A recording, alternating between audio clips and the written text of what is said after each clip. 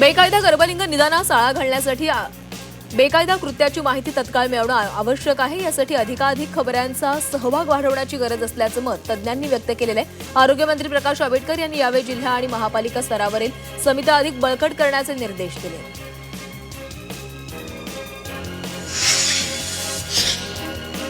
सिडकोचे उपाध्यक्ष तथा व्यवस्थापकीय संचालक विजय सिंघल यांनी नवी मुंबई आंतरराष्ट्रीय विमानतळ परिसरातील विविध विकास कामांची बुधवारी पाहणी करून सुरुवात केलेली आहे।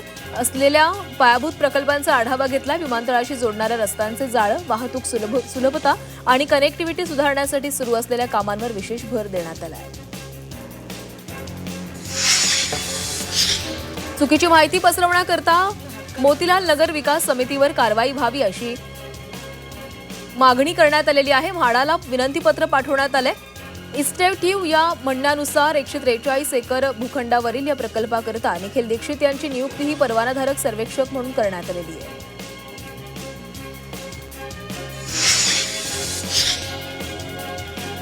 अन्न आणि औषध प्रशासन विभागाचे नवे आयुक्त म्हणून पदभार स्वीकारता तुकाराम मुंढे ॲक्शन मोडमध्ये आलेले आहेत। राज्यभरात भेसळयुक्त आणि निकृष्ट दर्जाच्या अन्नपदार्थांविरोधात धडक कारवाई सुरू केलेली आहे। तुकाराम मुंढेने 3 दिवसांमध्ये 53 धाडी टाकल्या असून 34 ठिकाणी कारवाई करत 33 जणांना अटक केली आहे। तसंच मुंबई, पुणे आणि नाशिकसह राज्यभरातून लाखोंचा भेसळयुक्त साठाही जप्त केला आहे। म्हाडाच्या 2640 घरांसाठी अर्ज करण्याची मुदत संपलेली आहे। घरांसाठी 93,441 अर्ज दाखल झालेले आहेत। यापैकी 66,250 अर्जदारांनी अनामत रक्कम भरलेली आहे। अंतिम आकडेवारी 2-3 दिवसांनंतर येण्याची शक्यता आहे। केंद्र आणि राज्य सरकारच्या निर्णयांच्या धर्तीवर मुंबई महापालिकेतील कर्मचाऱ्यांना जुनी पेन्शन योजना लागू करण्याची मागणी करण्यात येते। म्युनिसिपल कर्मचारी कामगार सेनेनं महापालिका आयुक्तांकडे ही मागणी केली आहे।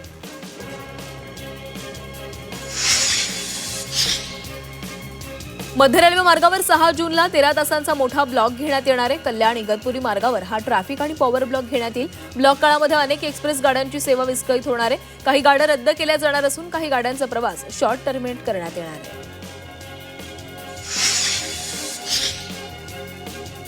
साथीच्या आजारांचा प्रादुर्भाव रोखण्यासाठी पालिकेने कंबर कसलेली आहे। 42,000 डास उत्पत्ती स्थानं नष्ट करण्यात आलेली आहेत। डेंगी, हिवताप यांसारख्या आजारांचा प्रादुर्भाव रोखण्यासाठी शहरामध्ये धडक मोहीम सुरू केलेली आहे। 30 लाखांहून जास्त घरांमध्ये कीटकनाशकांची फवारणी पूर्ण केलेली आहे।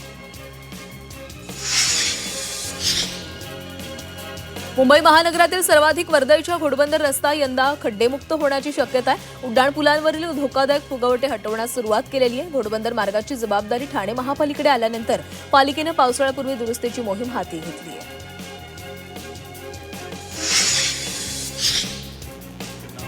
पिंपरी चिंचवड महापालिकेच्या मालमत्ता कर संकलन विभागाकडून मालमत्ता कर वसुलीमध्ये मोठी कामगिरी करण्यात आलेली आहे। एप्रिल आणि मे या अवघ्या 2 महिन्यांमध्ये तब्बल 230 कोटींचा मालमत्ता कर जमा झालेला आहे। ऑनलाईन कर भरणाऱ्यांची संख्या वाढल्यानं महसूल वसुलीमध्ये वेग आलेला आहे।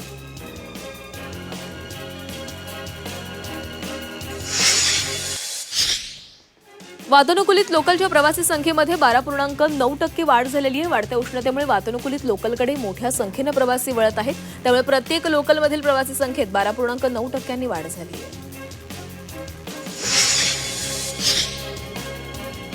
मुंबई विद्यापीठाच्या centre based LLM common entrance test 12 जूनला घेण्यात येणार आहे। दुपारी 2 ते 3 आणि सायंकाळी 5 ते 6 या 2 सत्रांमध्ये ही ऑनलाईन सेंटर बेस्ड परीक्षा घेतली जाईल। विद्यापीठ यापूर्वी LLM CET 7 जूनला घेणार होतं, मात्र त्याच दिवशी अखिल भारतीय बार परीक्षा देखील विद्यापीठानं नियोजित केलेली होती।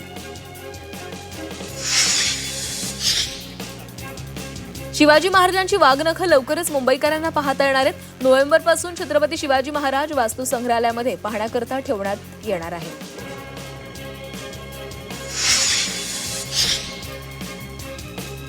छत्रपती शिवरायांचा मोडीलिपीतील इतिहास उलगडणार आहे। 80 कोटींहून अधिक कागदपत्रांमध्ये दडलेला शिवकालीन आणि पेशवेकालीन इतिहास उलगडण्यासाठी राज्य सरकारनं 30 तज्ज्ञ अभ्यासकांची नियुक्ती केली आहे। पश्चिम आशियातील संघर्षामुळे इंधनाची मागणी वाढली असली तरी महाराष्ट्रामध्ये पेट्रोल डिझेलचा पुरवठा सुरळीत आहे। तर राज्यामध्ये इंधन तुटवडा नसल्याची इंडियन ऑइलनं माहिती दिलेली आहे। राज्यात स्थानिक स्वराज्य संस्थांच्या 65,000 शाळांमध्ये पटसंख्येमध्ये घट झालेली आहे। मागील 3 वर्षांमध्ये दरवर्षी 20 ते 60 हजारांपेक्षा अधिक इयत्ता पहिलीतील विद्यार्थ्यांचा पट हा घटताना दिसतोय। त्यामुळे यंदा 100% पटवाढीसाठी शिक्षण विभाग प्रयत्नशील आहे। शिक्षण विभागाच्या UDISCच्या पत्रातून ही बाब समोर आलेली आहे। रत्नागिरीच्या राजापूर तालुक्यामध्ये जामदे धरणासाठी करण्यात आलेल्या भूसंपादन प्रक्रियेमध्ये प्रकल्पग्रस्तांची फसवणूक झाल्याचा गंभीर आरोप ग्रामस्थांनी केलाय। भरूणात संपूर्ण गावानं साखळी उपोषण सुरू केलंय।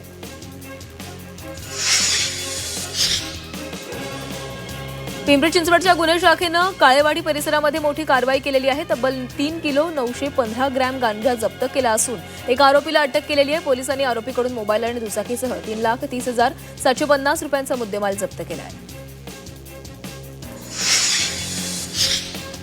दापोलीतील हर्णे येथील गोवा जिल्हा परिसरामध्ये 2 तरुणांवर झालेल्या जीवघेण्या हल्ल्याप्रकरणी 6 जणांना अटक करण्यात आलेली आहे। अटक केलेल्यांमध्ये एका अल्पवयीन मुलाचाही समावेश आहे।